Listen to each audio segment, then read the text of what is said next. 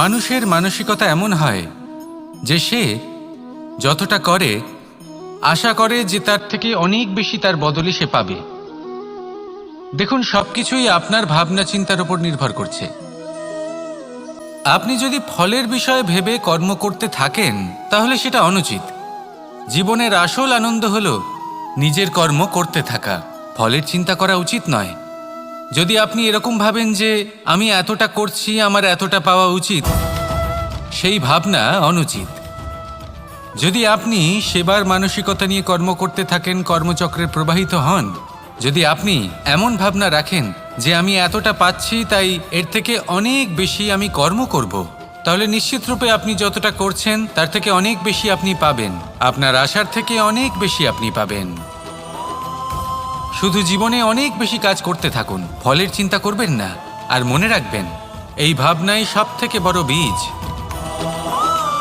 কর্মের উপর বিশ্বাস রাখুন। জীবনে যা যা আপনি চান সবই সুখময় হবে। আসুন আর আমার সাথে ভালোবেসে বলুন, রাধা রাধা।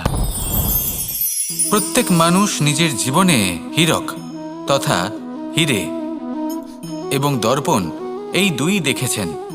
এই দুই হলো সাদা এবং এরা দুজনেই আলোর প্রতিফলন ঘটায় এবং এরা দুজনেই উজ্জ্বল হয়ে ওঠে। আপনি হয়তো মনে মনে ভাবছেন যে এটা কি ধরনের তুলনা করছি। একটা হীরে তো রত্ন, তার মূল্য দর্পণের থেকে অনেক গুণ বেশি। কিন্তু হীরে থাকাতে দর্পণের মূল্য কিন্তু কোনো অংশে কমে যায় না, তাই না? মানুষ যখন হীরে নিজের হাতে নেয় তখন সবার আগে কি খোঁজে? দর্পণ, যাতে তার মধ্যে দিয়ে দেখে সে বুঝতে পারে যে সেই হীরে আদৌ তার শোভাবর্ধন করছে কিনা, তাকে ভালো দেখাচ্ছে কিনা, প্রসাধনের জন্য সেটা ব্যবহার করা ঠিক হবে কিনা। অর্থাৎ হীরের উপস্থিতিতে দর্পণের গুরুত্ব কম হলো না, দর্পণের কারণে হীরের মূল্য বোঝা গেল। আমাদের জীবনেও ঠিক এরকমই ঘটে। আপনারা যদি সংসারে নিজের আশেপাশে দেখেন, এমন অনেক মানুষ দেখতে পাবেন যারা নিজেদের ক্ষেত্রে মহান স্থানে পৌঁছেছেন, নিপুণ এবং শ্রেষ্ঠ হয়েছেন। আর তাদের মধ্যে আপনার নিজের মনে হয় যেন আপনি হলেন দর্পণ। নিজেকে ছোট মনে করবেন না। আপনার মূল্য কম হচ্ছে না, আপনার নিজস্ব মূল্য আছে। আর যদি আপনার অস্তিত্ব না থাকে তাহলে ওনাদের অস্তিত্বের মূল্য সংসার বুঝতেই পারবে না। জীবনে সবসময় চেষ্টা করবেন যাতে আপনি আরও বেশি শ্রেষ্ঠ হয়ে উঠতে পারেন। আপনি নিজে যে স্থানে আছেন সেটাকে ছোট মনে করবেন না, তারও নিজস্ব একটা মূল্য আছে। যদি আপনি হীরে হয়ে থাকেন তাহলে অহংকার করবেন না, যদি আপনি দর্পণ হয়ে থাকেন তাহলে নিজেকে ছোট মনে করবেন না। আসুন আর আমার সাথে ভালোবেসে বলুন, রাধা রাধা। মানুষ তার জীবনে শিক্ষা এবং প্রেম এই দুই লাভ করে তার মাতা, পিতা এবং গুরুর কাছ থেকে। কিন্তু মানুষ সবথেকে বেশি ভালোবাসে নিজের মাতাকে, কারণ মাতা খুব নির্মল চিত্তে ভালোবাসে, শান্ত মনে আমাদের অন্তরে শক্তির সঞ্চার করে থাকেন, আমাদের উৎসাহ দেন, বলশালী করে তোলেন। ব্যাপারটা কিন্তু এমন নয় যে আমরা নিজেদের বাবা বা গুরুকে ভালোবাসি না, তাদেরকেও আমরা অত্যন্ত ভালোবাসি, শুধু ওনাদের কঠোর ব্যবহার দেখলে আমরা একটু ভয় পেয়ে যাই। এবার ওনাদের এই কঠোর ব্যবহার আমাদের ভালো না লাগলেও অত্যন্ত আবশ্যক, কারণ মাতার থেকে আমরা যে শক্তি লাভ করি তা যেন নিয়ন্ত্রণ হারিয়ে বিধ্বংসী না হয়ে ওঠে, আমরা যেন কোনো কুপথে না চলে যাই, আমরা কখনো যেন দোষ না করে ফেলি। শুধু সেই জন্য পিতা এবং গুরু একটু কঠোর হয়ে ওঠেন এবং ওনাদের এই কঠোর আচরণ ভবিষ্যতে গিয়ে আমরা অবশ্যই বুঝতে পারি। জীবনে কিছু বছর আমরা এগিয়ে যাই আর তারপর আমরা বুঝতে পারি যে বাবা এবং গুরু আমাদের যথেষ্ট ভালোবাসতেন, কিন্তু ওনাদের ভালোবাসার বহিঃপ্রকাশ আলাদা। প্রয়োজনীয় হলো এটা দেখার, এটা বোঝার যে শুরু থেকে আমাদের প্রতি ওনাদের আচরণ কেমন ছিল। ওনাদের কঠোর হওয়ার পেছনে ওনাদের ভালোবাসাটা বোঝার চেষ্টা করুন, ওনাদের চিন্তাটা বোঝার চেষ্টা করুন, ওনাদের পথপ্রদর্শনের আড়ালে আপনার ভবিষ্যতের জন্য যে পরিকল্পনা ওনারা করেছেন সেটা বোঝার চেষ্টা করুন। তখন আপনারা বুঝতে পারবেন ওনাদের ভালোবাসাকে। আপনার মনের মধ্যে আপনা থেকেই ওনাদের প্রতি সম্মান জেগে উঠবে। নিজের পিতা এবং নিজের গুরু এই দুজনের প্রতি কৃতজ্ঞতা প্রকাশ করুন আর আমার সাথে ভালোবেসে বলুন, রাধা রাধা। আমরা সকলেই কামনা করি, আমরা সবাই সেটা প্রাপ্ত করতে চাই যা আজ পর্যন্ত কেউ প্রাপ্ত করেনি, সেটা পেতে চাই যে আজ পর্যন্ত কেউ পেতে পারেনি, সেটাই কাছে রাখতে চাই যে আজ পর্যন্ত কখনো আমরা পাইনি। এবার সেটা কিভাবে করা যেতে পারে? যদি আপনি সেটা প্রাপ্ত করতে চান যা আজ পর্যন্ত আপনি কখনো পাননি, তাহলে আপনাকে সেটা করে দেখাতে হবে যা আজ পর্যন্ত আপনি কখনো করেননি। সেই চেষ্টা করতে হবে যা আজ পর্যন্ত কখনো করেননি, সেই পরিশ্রম করতে হবে যা আজ পর্যন্ত কখনো করেননি। তবেই আপনি সেটা পাবেন যা আজ পর্যন্ত কখনো পাননি। কারণ যেমন বীজ বপন করবেন তেমনই অঙ্কুর আপনি লাভ করবেন। আসুন আর আমার সাথে ভালোবেসে বলুন, রাধা রাধা। মানুষ কতটা বিচিত্র হতে পারে। সব সময় স্বপ্ন দেখতে থাকে যে কাল আমি এটা করব, কাল আমি ওটা শুরু করব, কাল আমি ওটা সম্পন্ন করব। এই যে কাল শব্দটা, এই কাল অত্যন্ত বিচিত্র এক শব্দ। আমরা সবসময় এটাকে আসতে দেখতে পাই, কিন্তু এটা আসাতে বর্তমানে পরিণত হয়। আবার আজ নতুন কাল দেখতে পাই, তার জন্য অপেক্ষা করি, যখন সেটা সামনে আসে বর্তমানে পরিণত হয়। এই কাল সবসময় একটা মিথ্যে সান্ত্বনা দেয় যে সে আসছে, কিন্তু সে কখনোই আসে না। যেটা আপনার হাতে রয়েছে তা হলো আজ, বর্তমান।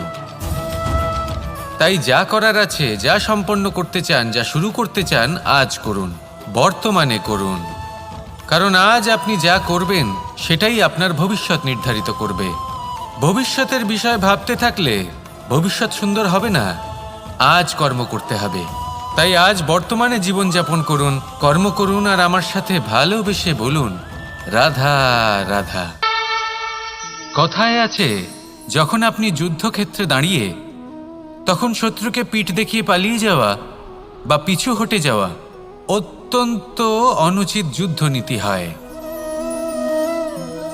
কথায় আছে যে শ্রেষ্ঠ যুদ্ধ নীতি হলো সেটাই যেখানে আপনি অস্ত্র হাতে নিয়ে এগিয়ে যান, সাহসের সাথে যুদ্ধ করে শত্রুকে পরাস্ত করে ফিরে আসেন। আর সেটাই আমি করেছিলাম। তখন মহাভারত রচনা হয়েছিল, কারণ তখন ধর্মরক্ষা করা আবশ্যক ছিল। কিন্তু এমনও একটা সময় ছিল যখন আমি যুদ্ধ থেকে পালিয়েছি, কারণ তখন প্রজাদের সুরক্ষা বেশি গুরুত্বপূর্ণ ছিল। আমার গায়ে যুদ্ধ বিমুখ হবার কলঙ্ক লাগিয়েছিল। কিন্তু ঠিক আছে, আমি সেটাই করেছিলাম যেটা প্রয়োজনীয় ছিল। শ্রীরামও লঙ্কা গিয়ে রাবণকে হত্যা করার পূর্বে 4 মাস ধরে অপেক্ষা করেছিলেন। অপেক্ষায় ছিলেন কবে সেই সেতু সম্পন্ন হবে। তারপরে গিয়ে রাবণকে পরাস্ত করলেন, তাকে বধ করলেন। জীবনে কখনো কখনো থেমে যাওয়া বা পিছু হটে যাওয়া কার্যকর হতে পারে। এটা প্রত্যেক সময়ের উপরে নির্ভর করে। শত্রু যে কেউ হতে পারে, যখন খুশি আক্রমণ করতে পারে। কোনো মানুষ হতে পারে, আবার কোনো দানবও হতে পারে। আমাদের নিজেদের মানসিকতা হতে পারে, কোনো অসুখ হতে পারে, মহামারীও হতে পারে। সেক্ষেত্রে সেটাই করুন যেটা উচিত মনে হয়। দেখুন, প্রত্যেকবার নারায়ণ তো আপনাকে সাহায্য করতে আসবেন না। অনেক সময় মানুষকে নিজেকেই সেই বাধার সম্মুখীন হয়ে তাকে পরাস্ত করতে হয়। আর এমনিতেও কথায় আছে যে প্রত্যেক নরের মধ্যে নারায়ণ আছেন। তাই অন্তরের নারায়ণকে জাগ্রত করুন, আর যা সমস্যা আছে তাকে সমাপ্ত করে ফেলুন, তা সে যতই পিছু হটে করতে হোক না কেন। আসুন আর আমার সাথে ভালোবেসে বলুন, রাধা রাধা। মানুষ সত্যের সাথে অবগত হবার জন্য ব্যাকুল হয়ে থাকে, চিরকাল চেষ্টা করতে থাকে। জন্ম থেকেই তার মনে এই ইচ্ছে জাগ্রত হয় সত্যিটা কি সেটা জানতে। এবার এই ইচ্ছে এটা পূর্ণ কিভাবে করা যেতে পারে? কারণ মনে হয় যে জ্ঞান অর্জন করলেই এই ইচ্ছে পূর্ণ হতে পারে।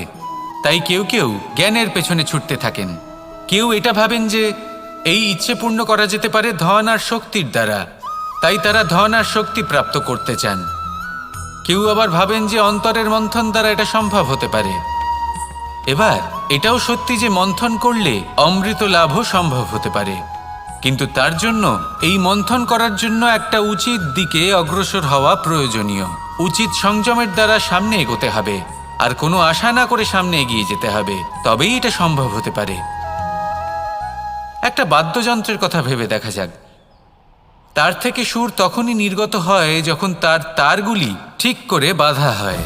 যদি বেশি বেঁধে ফেলা হয় তাহলে তার ছিঁড়ে যেতে পারে, আর যদি ঢিলে থেকে যায় তাহলে তার থেকে উচিত সুর নির্গত হবে না।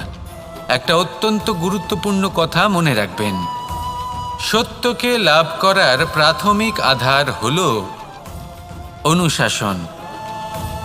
জীবনে এই অনুশাসন আনুন, সত্য আপনা আপনি আপনার কাছে চলে আসবে, আর এই মন প্রসন্ন হয়ে বলবে রাধা রাধা। আকাঙ্ক্ষা কখন লোভে পরিণত হয়ে যায় তা কেউ বলতে পারে না। এবার তার পরিণাম কি হতে পারে তাও আমরা কেউ জানি না।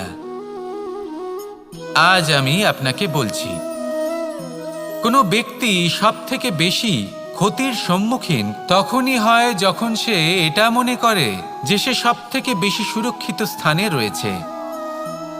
সে ভাবে যে সে সেখানে সুরক্ষিত রয়েছে। সে তখন অসাবধান হয়ে পড়ে, আর তখনই তাকে জীবনের সবথেকে বড় ক্ষতির সম্মুখীন হতে হয়। নিঃস্ব হয়ে যাওয়ার পরিস্থিতি কোনো মানুষের জীবনে তখনই আসে যখন তার কাছে প্রচুর সম্পত্তি থাকে এবং সে তার থেকেও অনেক বেশি সম্পত্তি অর্জন করতে চায়। সেই অনেক বেশি সম্পত্তি অর্জন করার চেষ্টায় সে এমন কিছু করে বসে যার ফলে তাকে সমস্ত সম্পত্তি হারাতে হতে পারে। একজন রচনাকার নিজেই নিজের প্রতিভা একদম শেষ করে দিতে পারে যখন সে অনেকগুলো কাজ নিজের কাঁধে নিয়ে নেয়। একটা গুরুত্বপূর্ণ কথা সবসময় মনে রাখবেন, আজ আপনি যেখানেই থাকুন না কেন, যেমনই যে কোনো স্থানেই থাকুন না কেন, এর পেছনে আপনার আকাঙ্ক্ষার একটা বিশাল ভূমিকা রয়েছে। কিন্তু মনে রাখবেন, আপনাকে শিখতে হবে যে কখন আর কিভাবে নিজের উচ্চাকাঙ্ক্ষাগুলিকে লাগাম পরাতে হবে, কারণ এটা অত্যন্ত আবশ্যক। তাই আসুন আর আমার সাথে ভালোবেসে বলুন রাধা রাধা। সংসারের বিভিন্ন ক্ষেত্রে আপনি অনেক কিছুই দেখতে পাবেন, যে কোনো খেলা, কোনো নাটক দেখতে পাবেন, কেউ কোনো খেলা খেলছে তা দেখতে পাবেন, আর দর্শকগণ এই দেখে অত্যন্ত আনন্দ লাভ করেন, হাততালি দিতে থাকেন, প্রশংসা করতে থাকেন, নিজের অন্তরের উৎসাহ প্রকাশ করতে থাকেন। কি দেখে করেন? সেই সমস্ত খেলোয়াড়দের দেখে করেন যারা এই খেলাটা খেলছে, তাই না? কিন্তু অনেক সময় সেই খেলোয়াড়রা সেই খেলার আনন্দ উপভোগ করতে পারেন না, কারণ ওনারা চাপা পড়ে যান তাদের কামনার চাপে। জয় লাভ করার কামনা, প্রথম স্থান লাভ করার ইচ্ছে, প্রতিযোগিতায় সবথেকে এগিয়ে থাকার ইচ্ছে তাদেরকে এই খেলা উপভোগ করতেই দেয় না। সেই জন্য কখনো কখনো এই খেলোয়াড়দের থেকে অনেক বেশি আনন্দ উপভোগ করেন দর্শকগণ, যেখানে এই খেলাটা কিন্তু খেলছেন খেলোয়াড়রাই। আমি এটা বলছি না যে এই ইচ্ছে, এই আকাঙ্ক্ষা অনুচিত না, কিন্তু তার সাথে সেই খেলা, সেই কর্মের আনন্দ উপভোগ করাও অত্যন্ত গুরুত্বপূর্ণ। তাই সেটা উপভোগ করুন। যে উৎসাহ আপনি উপভোগ করছেন তা যাপন করা অত্যন্ত গুরুত্বপূর্ণ। দেখুন, সত্যি বলতে এটা কিন্তু আপনার অধিকারও বটে। আপনি যে কর্ম করছেন তার ফল তো আপনি অবশ্যই পাবেন। সেটা যখন আপনি পাচ্ছেন তখন আপনার তা উপভোগ করা উচিত। সেটাই করুন। জীবনে সফলতা এবং অসফলতা এরা আসা যাওয়া করতে থাকে। যখন সাফল্য আসবে তখন তা উপভোগ করুন, যখন অসফলতা আসবে তখন তার থেকে শিক্ষা লাভ করুন। সাফল্য আপনার কাছে আবার ফিরে আসবে। আর এই মন, আপনি তো জানেন, এই মন প্রসন্ন হয়ে বলবে রাধা রাধা। ভোজন, এই সংসারে যেই হোক না কেন, কোনো মানুষ হোক, কোনো প্রাণী হোক, কোনো কীট হোক বা কোনো বনস্পতি হোক, প্রত্যেকের জন্য ভোজন অতি আবশ্যক। কারণ ভোজন থেকেই শক্তি পাওয়া যায়, আর সেই শক্তি দিয়েই সংসারের, আমাদের জীবনের সমস্ত কার্য করা যায়। এবার এমন এক ধরনের শক্তি হয় যা শীতের ঋতুতে সূর্য থেকে আমরা পেয়ে থাকি, আর আরেক ধরনের উত্তাপ হয় যা দিয়ে ভোজন রান্না করা হয়, সুস্বাদু নানান ধরনের ভোজন। এবার অত্যন্ত গুরুত্বপূর্ণ হলো যে ব্যক্তি সেই ভোজন বানাচ্ছেন তার মানসিক পরিস্থিতি এবং সেই ব্যক্তি যিনি ভোজন গ্রহণ করছেন তার মানসিক অবস্থা। যখনই আপনি ভোজন বানাচ্ছেন তখন ভালোবাসার সাথে কাজটা করুন, ধন্যাত্মক ভাব নিয়ে, সৎ ভাবনার সাথে। কারণ আপনার এই মানসিক স্থিতি শক্তির আকারে সেই খাদ্যের সাথে মিলেমিশে যায়। আর যখনই আপনি ভোজন গ্রহণ করছেন তখন সদ্ভাবনার সাথে, প্রসন্নতার সাথে গ্রহণ করুন, ধন্যাত্মক ভাব নিয়ে। যদি আপনি প্রসন্নতার সাথে রান্না করেন, প্রসন্নতার সাথে খাদ্য গ্রহণ করেন, তাহলে আপনি প্রসন্নই থাকবেন। আর মন সুপ্রসন্ন হয়েই বলবে, রাধা রাধা। কখনো কোনো চাতক পাখিকে দেখেছেন?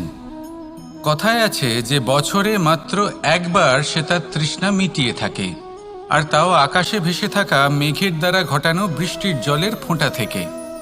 আর কোথাও থেকে সে তার তৃষ্ণা পূরণ করে না। সারা বছর সে নিদারুণ গরম সহ্য করে, তীব্র শীতও সহ্য করে, শুধু এই আশা নিয়ে যে বছরে একবার অন্তত সেই মেঘের ঘন ঘটা হবে, বৃষ্টি হবে, আর সে তার তৃষ্ণা নিবারণ করবে। এটা আসলে কি?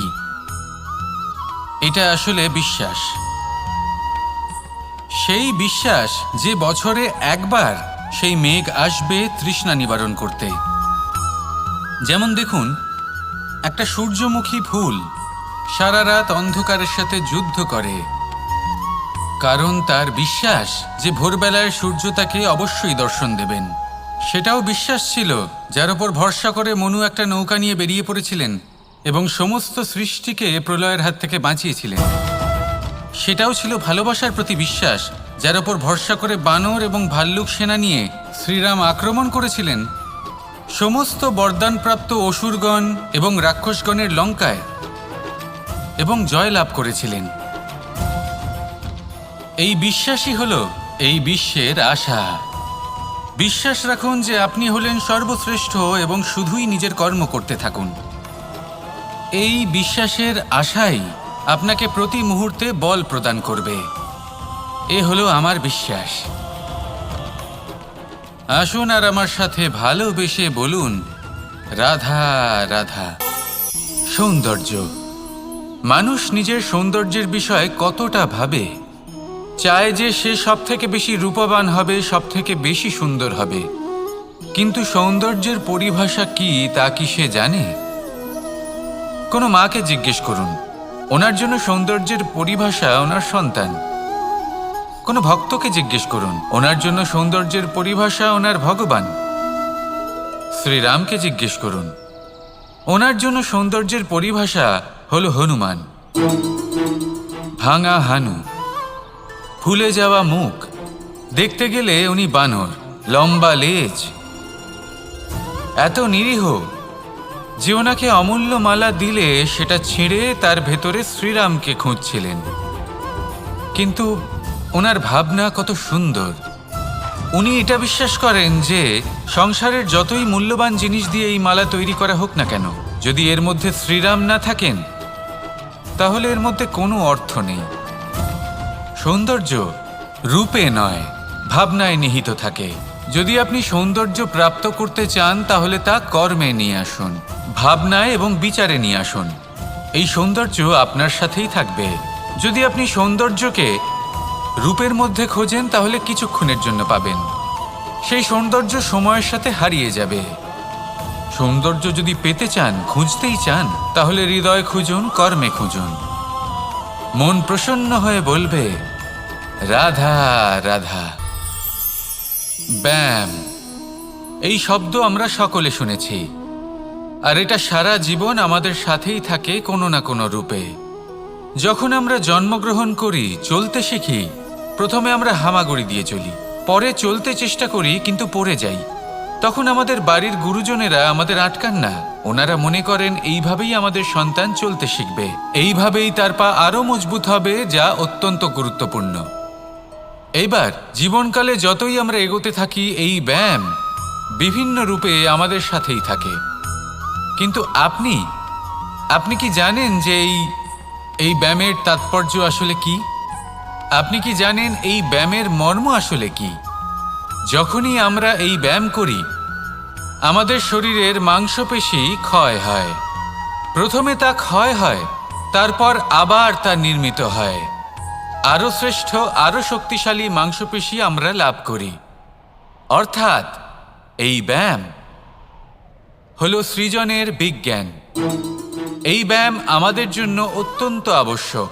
সেই জন্য জীবনে যখনই কোনো কিছু নষ্ট হয়ে যায়, চলে যায়, তখন হতাশ হয়ে পড়বেন না, তাকে পুনর্নির্মাণ করার চেষ্টা করবেন। আর এই শিক্ষা আমরা লাভ করি পাখিদের থেকে।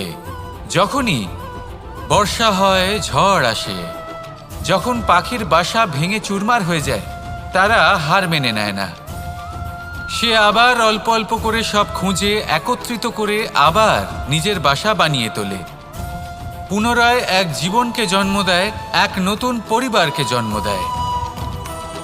তাই মনে রাখবেন, জীবনে এইভাবেই যদি আপনি নির্মাণ করতে চান, সৃজন করতে চান, তাহলে সেই নির্মাণের জন্য ভাঙনের অভিজ্ঞতা থাকা অত্যন্ত আবশ্যক। ভগ্ন বস্তুকেও সম্মান করা অত্যন্ত আবশ্যক। এই আচরণ মনে নিয়ে আসুন, মন প্রসন্ন হয়ে বলবে রাধা রাধা। মানুষ ছোট হোক বা বড়, রাজা হোক বা দরিদ্র, সমস্ত মানুষের মধ্যে একটা সামঞ্জস্য থাকে। সমস্ত মানুষের কাছে তার প্রশংসা অত্যন্ত গুরুত্বপূর্ণ। সে খুবই প্রসন্ন হয় যদি আপনি তার প্রশংসা করেন। কিন্তু আপনি যদি তাকে এটা বলেন যে এটা তোমার ভুল ছিল, তোমার কিছু খামতি ছিল, তখন সেটা সে মানতে রাজিই থাকে না। সব মানুষ এটা শুনতে পছন্দ করে যে সে যেটা করেছে সেটাই সর্বোত্তম।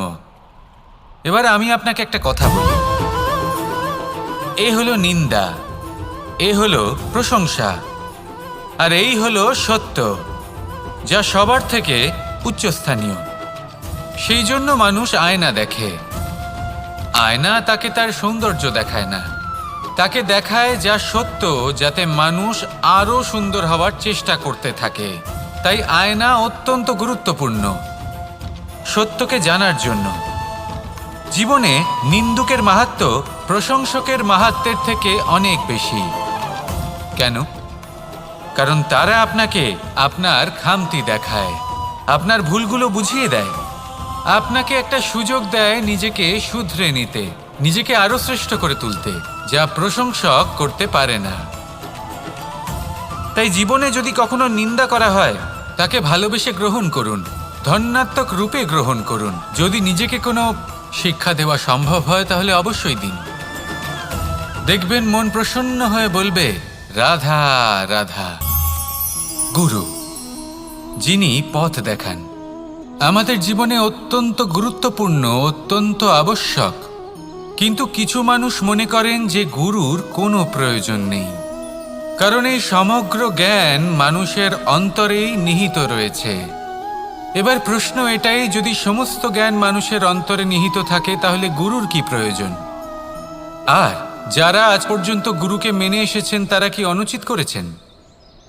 এর উত্তর আমি আপনাকে দেব একটা উদাহরণ দ্বারা। একটা কাঠ যা জ্বলনশীল, জ্বলনের ঊর্জা তার অন্তরে নিহিত রয়েছে, কিন্তু তার জ্বলনের জন্য বাইরে থেকে একটা অনুঘটকের প্রয়োজন হয়। এই অনুঘটকই হলেন আপনার গুরু। উত্তাপ যা একটা কাঠকে জ্বালাতে পারে, সেই উত্তাপ হলো গুরুর প্রচেষ্টা। যদি সেই গুরুই না থাকে, তার প্রচেষ্টাই না থাকে, তাহলে সেই সমস্ত জ্ঞান যা মানুষের অন্তরে নিহিত তা ব্যর্থ হয়ে যাবে। যদি আপনার সাথে আপনার গুরু থাকেন, আপনার পথ প্রদর্শন করেন, আপনার অন্তরের জ্ঞানকে বাইরে নিয়ে আসতে পারেন, তাহলে তাকে সম্মান করুন আর আমার সাথে ভালোবেসে বলুন রাধা রাধা। মানুষ যখন কোনো শক্তি লাভ করে তখন সে নিজেকে বলশালী মনে করে। শক্তি লাভ করলেই তার মধ্যে অহংকার চলে আসে, অভিমান চলে আসে। তার কারণ হলো সে একটা সহজ কথা বুঝতেই পারে না। এই সব যা হচ্ছে সময়ের জন্য হচ্ছে। সময়ের থেকে বেশি বলশালী আর কেউ নেই। এই সময়ের জন্যই রাবণ ভক্তি দ্বারা কৈলাস পর্বত তুলে নিয়েছিলেন। আবার সেই সময়ের জন্যই, সেই কারণেই রাবণকে বধ হতে হলো। তার সাথে সাথে রাক্ষস কুলও ধ্বংস হয়েছিল। এবং লঙ্কাও ভস্ম হয়ে গেছিল। দেখতে গেলে জন্ম থেকে মৃত্যু পর্যন্ত এই যে সময়, সেটাই হলো জীবন। কিন্তু তার মধ্যেও যা সময় আসে কোনো কারণেই আসে। সেই সময় আমরা যাপন করে কিছু শিখতে পারি। তাই আজ যে সময় আপনার হাতের কাছে আছে তাকে মুষ্টিবদ্ধ করে রাখুন, তাকে সামলে রাখুন, তাকে সংযত করে রাখুন, অনুভব করুন, তার থেকে কিছু শিখুন, তাকে কোনোভাবেই ব্যর্থ হতে দেবেন না। আর এটা জেনে রাখুন যে ভবিষ্যতে যা কিছু হতে পারে, যা কিছু হতে চলেছে, সেটা না আপনি জানেন আর না তা আপনার বশে রয়েছে। সেই জন্য আজ অহংকার বা অভিমান করে নিজের ভবিষ্যতের ক্ষতি করবেন না, সেই অনর্থ ঘটাবেন না। এটাই হলো সময়ের অর্থ। আসুন আমার সাথে ভালোবেসে বলুন, রাধা রাধা। পরিকল্পনা অত্যন্ত গুরুত্বপূর্ণ, এটা আমাদের জীবনে অত্যন্ত আবশ্যক, এটা আমাদের জীবনে। কিন্তু এই পরিকল্পনা ঠিক কতটা হওয়া উচিত, অর্থাৎ এই পরিকল্পনার সম্পর্কে কতটা চিন্তা করা উচিত, কতটা ভবিষ্যতের বিষয়ে চিন্তা করা উচিত। এবার দূরদর্শিতা অত্যন্ত বিশিষ্ট গুণ মানব জীবনে, কিন্তু দূরদর্শিতায় এতটাও মগ্ন হওয়া উচিত নয় যে কাছের জিনিসগুলোই নজরে না পড়ে। আজকের কথা বাদ দিয়ে শুধুই ভবিষ্যৎ নিয়ে চিন্তা করা অনুচিত। এবার দেখুন, পরিকল্পনা করুন, কিন্তু তার থেকে বেশি উপভোগ করুন। এই মুহূর্ত সম্পর্কে অবগত নয়, কিন্তু ভবিষ্যতের কথা আমরা চিন্তা করতে থাকি। আমি এটা অনুভব করতে চাই, ওইটা অনুভব করতে চাই, ওই আনন্দ প্রাপ্ত করতে চাই। এটা অনুচিত। পরিকল্পনা করুন, সংযত করুন, কিন্তু আজকে, বর্তমানকে, এই মুহূর্তকে। জীবনের বাস্তবিক আনন্দ এটা, আর জীবনযাপনের সবথেকে শ্রেষ্ঠ পথও এটা। আসুন আমার সাথে ভালোবেসে বলুন, রাধা রাধা। বিপদ আপদ আপনাকে সন্ত্রস্ত করে রাখতে পারে, কিন্তু এই বিপদ প্রত্যেকের জীবনে কোনো না কোনো কারণে থাকে। এটা আপনাকে দেখায় যে আপনার মধ্যে কি খামতি রয়েছে, কেন রয়েছে। এই বিপদ হলো সেই মাধ্যম যার দ্বারা আপনি নিজের দুর্বলতাকে নিজের শক্তিতে পরিবর্তন করতে পারেন। একটা ফুলের দিকে তাকান। একটা ফুল, তার বুকে যখন একটা সূচ বিঁধে এপার ওপার হয়ে যায়, শুধু তখনই আমাদের প্রভুর জন্য ফুলের মালা তৈরি করা যায়। সেই জন্য কখনোই বিপদকে ভয় পাবেন না, তার থেকে দূরে পালাবেন না, একে স্বাগত জানান। বোঝার চেষ্টা করুন এই বিপদ কেন আছে। যদি বিপদকে বুঝতে পারেন তবেই জীবনকে বুঝতে পারবেন। যদি জীবনকে বুঝতে পারেন তবে এই বিপদকে সম্পদে পরিণত করতে পারবেন। আসুন আর আমার সাথে ভালোবেসে বলুন, রাধা রাধা। কখনো কখনো মনে এই ভাবনা আসতেই পারে যে ঈশ্বর আজ পর্যন্ত এত রূপে অবতীর্ণ হয়েছেন, এতবার এই পৃথিবীতে এসেছেন, তারপরেও এই সংসারে কোথাও না কোথাও এই পাপ বসবাস করে। এটার কারণ কি? এটার কারণ আমরা স্বয়ংই। যখন কোনো ব্যক্তি এই পৃথিবীর পথপ্রদর্শন করে, এই সংসারকে উচিত দিশা দেখায়, এই সংসারের মঙ্গল করে, আমরা সেই ব্যক্তিকে মানুষ থেকে ঈশ্বর বানিয়ে ফেলি। সেই ব্যক্তির পতন স্বয়ং আমাদের হাতেই হয়ে যায়, কারণ সেই ব্যক্তি তার শ্বাস প্রশ্বাসের জন্য হয় না। সেই ব্যক্তি হলো সেই ভাবনা যা সে এই সংসারকে প্রদান করেছে। আমরা সেই ব্যক্তির ভাবনাটারই অন্ত করে দিই। এটা উচিত নয়। আমরা ওনাকে প্রভু মেনে নিই। প্রভু মানার পর আমরা ওনার কাছে প্রার্থনা করি, হে প্রভু আমাদের সাহায্য করুন। যদি উনি প্রভুও হন, তাও উনি পৃথিবীতে এসেছেন মনুষ্য রূপে। যা কর্ম করেছেন, যা শক্তি প্রাপ্ত করেছেন, এই দেহ থেকেই প্রাপ্ত করেছেন। আপনাদের এটা বোঝানোর জন্য যে এই কাজ আপনিও করতে পারেন। যারা সৎ আত্মা থাকেন তাদের জন্য সর্বশ্রেষ্ঠ শ্রদ্ধাঞ্জলি হলো এটাই যে আপনি তাদের পদচিহ্ন অনুসরণ করে চলুন। না ওনাদের স্মরণে থাকুন, না পুষ্পের মালা ওনাদের চরণে রাখুন, বরং তাদের ভাবনাকে অনুসরণ করে সেই ভাবনা নিয়ে এগিয়ে চলুন। এটা না শুধু আপনার জন্য বরং সমগ্র সংসারের জন্য লাভদায়ক। তাহলে এটাই করুন আর আমার সাথে ভালোবেসে বলুন, রাধা রাধা।